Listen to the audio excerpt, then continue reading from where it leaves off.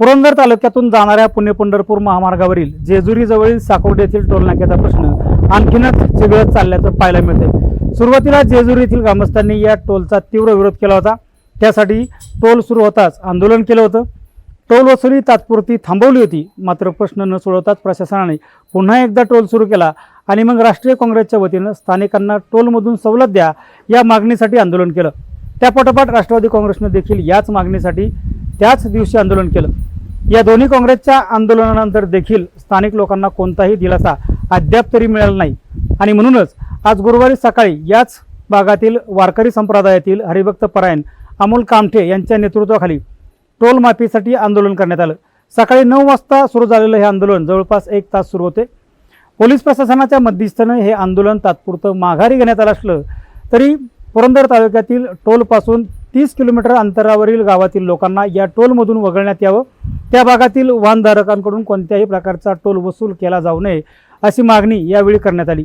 त्याचबरोबर कांद्यावरील निर्यात बंदी हटवावी आणि शेतकऱ्यांना हमीभाव द्यावा याबाबतची मागणी देखील यावेळी आंदोलनाच्या माध्यमातून करण्यात आली। यावेळी परिसरातील काही शेतकरी आणि स्थानिक लोक मोठ्या संख्येने उपस्थित होते। आज या ठिकाणी जो बेलसर फाट्यावरती टोल नाका चालू झालाय त्या टोल नाक्याच्या विरोधात आणि शेतकऱ्यांच्या बाबतीत काही मागण्या होत्या शासनाकडे, त्याच्यासाठी आम्ही आज सनदशीर मार्गाने कायदेशीर मार्गाने आंदोलन केलं। आणि हे आंदोलन खरं तर त्या ठिकाणी करत असताना तालुक्यातल्या वेगवेगळ्या गावातून वेगवेगळ्या भागातून या ठिकाणी ग्रामस्थ माझे तरुण सहकारी महिला भगिनी या ठिकाणी उपस्थित झाल्यात। आम्ही त्या ठिकाणी शासनाला पहिली मागणी अशी केली की 30 किलोमीटरच्या आतमध्ये तालुक्यातील जी गावं आहेत त्या गावातील प्रत्येकाला त्या ठिकाणी ग्रामस्थाला शेतकऱ्याला शिक्षकांना आणि त्यामध्ये माझ्या तरुण सहकाऱ्यांना टोल माफी मिळावी ही पहिली प्रामुख्यानं मागणी आम्ही आज त्या ठिकाणी टोल प्रशासनाला केलेली आहे। दुसरी मागणी आम्ही अशी केली की शेतकऱ्याच्या शेतीमालाला हमीभाव मिळावा आणि स्वामीनाथन आयोगाच्या जे काही शिफारसी आहेत त्या केंद्र सरकारने ताबडतोब लागू कराव्यात अशा पद्धतीची एक दुसरी मागणी लागू केली। आणि तिसरी मागणी महत्वाची म्हणजे अशी आहे की शेतकऱ्याला जो आर्थिक ताकद देणारं म्हणून ज्या पिकाकडे पाहिलं जातं ते पीक म्हणजे कांदा, आणि आज कांद्याची अवस्था पाहिली तर आपण खूप वाईट अवस्था आहे।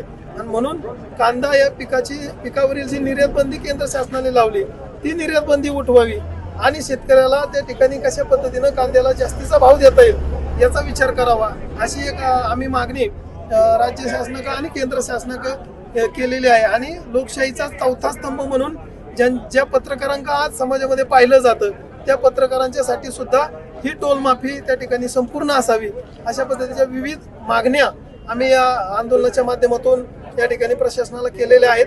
निश्चितच मला अपेक्षा आहे आणि निश्चितच मला या ठिकाणी वाटतं की याच्यावरती 100% अशा पद्धतीचा तोडगा निघेल। जर उद्याच्या काळामध्ये 30 किलोमीटरच्या आतमध्ये जरी टोल नाक्याने किंवा या प्रशासनाने टोल वसुलीचा प्रयत्न केला तरी मी जाहीरपणे माझ्या मनोगतात आवाहन केले की कुणीही 1 रुपया या ठिकाणी टोल द्यायचा नाही। आणि जर सक्तीने टोल वसूल करण्याचा जर कुणी प्रयत्न केला तर त्याला जसेच तसं उत्तर देण्याची धमक आज आम्ही सर्व आंदोलकांमध्ये आहे अशा पद्धतीचा निर्वाणीचा इशारा मी माझ्या मनोगतातून या ठिकाणी दिलेला आहे। आणि सर्वजण या ठिकाणी बहुसंख्येने उपस्थित झाले त्याबद्दल मी सर्वांचं आपल्या चॅनलच्या माध्यमातून आभार व्यक्त करतो। तुम्ही पत्रकार बांधव आज या ठिकाणी उपस्थित झाला तुमचंही मी मनापासून आभार मानतो, पोलीस प्रशासनाचा आभार मानतो। दुसरी एक आंदोलकांची महत्वाची सूचना अशी होती की या ठिकाणी टोलच्या उजव्या साईडला एक तक्रारवाडी म्हणून गाव आहे, परंतु त्या गावात जात असताना तेथील ग्रामस्थांना फार मोठ्या प्रमाणात त्रास होतो। इथून गाडी काढायची, परत पुढे जायचं, वळवायची गाडी, आणि मग या सगळ्या प्रक्रियेला अर्धा ते पाऊण तास लागतोय।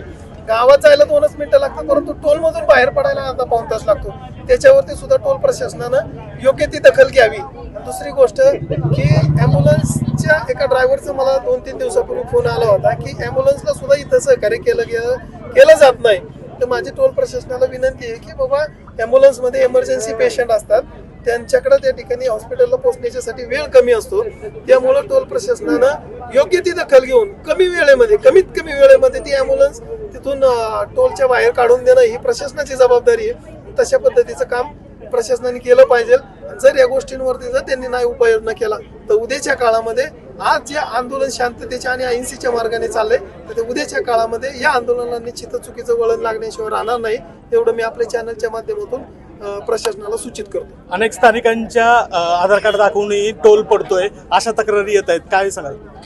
नाही, निश्चितच अनेकांना सुद्धा आधार कार्ड दाखवलं किंवा सांगितलं मी ह्या गावचा आहे, मी त्या गावचा आहे, तरी त्या ठिकाणी टोल वसुली ही केली जाते. म्हणूनच या ठिकाणी जी अन्यायकारक जुलमी पद्धतीनं, चुकीच्या पद्धतीनं आज जो स्थानिकांवर, तालुक्यातील ग्रामस्थांवर, शेतकऱ्यांवरती, माझ्या तरुण सहकार्यावरती, कामगारांवरती, शिक्षकांवरती आणि पत्रकारांवरती जो अन्याय होते त्याच्या विरोधात खऱ्या अर्थाने आपण आज टोलच्या बेकायदेशीर वसुलीवरती आंदोलन केले.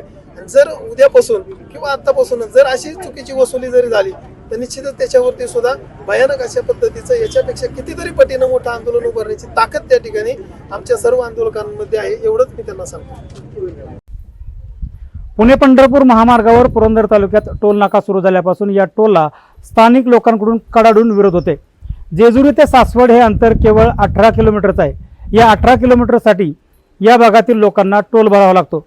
विशेष म्हणजे या लोकांचा वावर हा सासवडमध्ये सारखा असतो. दिवसातून 1-2 वेळा तरी सासवडला जावं लागतं किंवा या भागातील शेतकऱ्यांना शेतात जाताना दिवसातून 2 वेळा 3 वेळा टोल भरावा लागतो. फास्टॅग असल्याने हा टोल कट होतो आणि शेतकऱ्यांना मोठा भुर्दंड भरावा लागतो आणि यामुळेच या भागातील लोक आता आक्रमक झाल्याचं पाहायला मिळतंय. शासन याबाबत काय निर्णय घेतंय याकडेच आता सर्वांचं लक्ष लागलंय.